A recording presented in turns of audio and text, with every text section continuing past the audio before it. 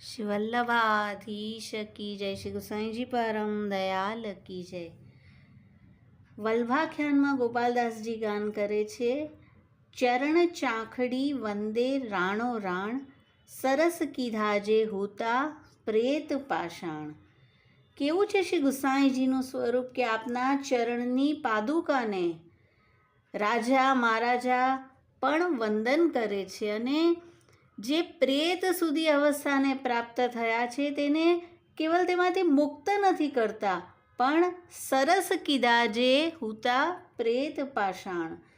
તો આવા કઠોર હૃદયના કોઈ છે અથવા તો કોઈ પ્રેત બન્યા છે તેને પણ આપ સરસ કરે તેવું આપનું સ્વરૂપ છે. અને અનુસંધાનમાં વાર્તાજી નંબર 61. શ્રી ગુસાઈજીના સેવક પટેલના બેટા અને પટવારીની બેટી ગોધરાના વાસી તેમની વાર્તાનો ભાવ. બંનેને પરસ્પર બહુ જ પ્રીતિ હતી. બાલ્ય અવસ્થાથી તેઓ સાથે પડતા હતા, ઘણો સ્નેહ હતો. કેટલાક દિવસ પછી પટવારીની બેટીનો બ્યાહ થયો. તે બડી થઈ અને તેને સસુરાલ તેડાવી માતા પિતા વિદા કરે છે. હવે જ્યારે તે જઈ રહી છે, પટેલના બેટા પણ તે સમયે ત્યાં આવ્યો છે. તે ગાડીમાં બેસીને ચાલી ત્યારે પટેલનો બેટા એક વૃક્ષ પર ચડીને તેને દૂર સુધી જોવા લાગ્યો. જ્યાં સુધી ગાડીની ધૂળ દેખાય ત્યાં સુધી તો તેણે જોયું અને હવે આગળ કંઈ ન દેખાયું ત્યારે તે નિરાશ થઈ ગયો અને મનમાં દુઃખ લાવીને રોયો. મૂર્છા ખાઈને વૃક્ષ પરથી પડ્યો અને તેના પ્રાણ નીકળી ગયા. તેના દેહ સંબંધી આવ્યા, તે જ વૃક્ષ નીચે તેનો સંસ્કાર કર્યો અને ત્યાં એક ચોતરો કર્યો. કેટલાક સમય પછી તે પટવારીની બેટી પાછી ફરી. માતા પિતાના ઘરે જવા માટે મુહૂર્ત સારું ન હતું, તેથી તે ગામની બહાર થોડો સમય માટે રહી. ત્યાં તેણે આ ચોતરા જોયો. સાથેના મનુષ્યને પૂછ્યું કે પહેલાં તો અહીંયા ચોતરો ન હતો. અને બ્રાહ્મણે કહ્યું કે આ તો પટેલનો બેટા કે જેને તારાથી ઘણી પ્રીત હતી તેનો ચોતરા છે. કહે છે તે કેવી રીતે મર્યો?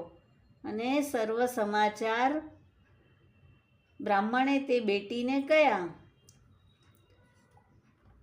તેને એટલો બધો વિરતાપ થયો અને મૂર્છા ખાઈને તે પણ તે સ્થાન પર પડી અને તેણે પણ દેહ છોડી દીધી. તેના દેહ સંબંધી સાંભળીને આવ્યા અને તેનો પણ ત્યાં જ સંસ્કાર કર્યો.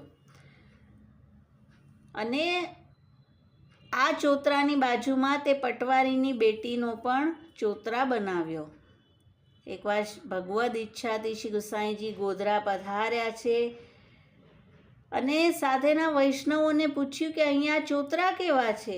શ્રી ગુસાઈજીને વૈષ્ણવે સર્વ સમાચાર પટેલના બેટા અને પટવારીની બેટીના પ્રીતિ અને મૃત્યુના સમાચાર સર્વ કયા. આપશ્રીની દ્રષ્ટિ તે વૃક્ષ પર ગઈ તો જોઈ છે તો બંને જણા ભૂત થયા છે અને વૃક્ષ પર બેઠા છે. શ્રી ગુસાઈજીએ પહેચાન્યા, વૈષ્ણવોને વિદા કર્યા અને પછી આપ તે વૃક્ષની નીચે ગયા અને બંનેનું નામ લઈને પોકાર્યું, કારણ કે મૂળમાં તો દૈવી જીવો છે.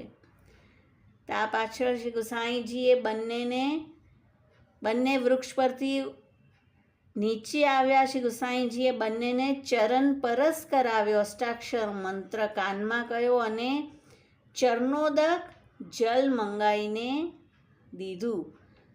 એટલામાં જ બંનેની દેહ છૂટી, અલૌકિક દેહ પ્રાપ્ત થઈ. આટલું બધું સામર્થ્ય છે આપના ચરણ સ્પર્શમાં, આપના ચરણોદકમાં.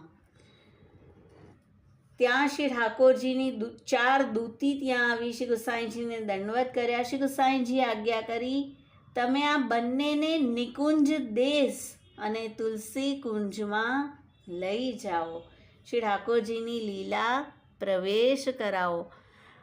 નામ આપીને હજી આગળનું બીજું બધું કરાવવાની વાત તો પછી રહી, પણ સીધી લીલા પ્રાપ્તિ આ જીવોને કરાવી દીધી છે.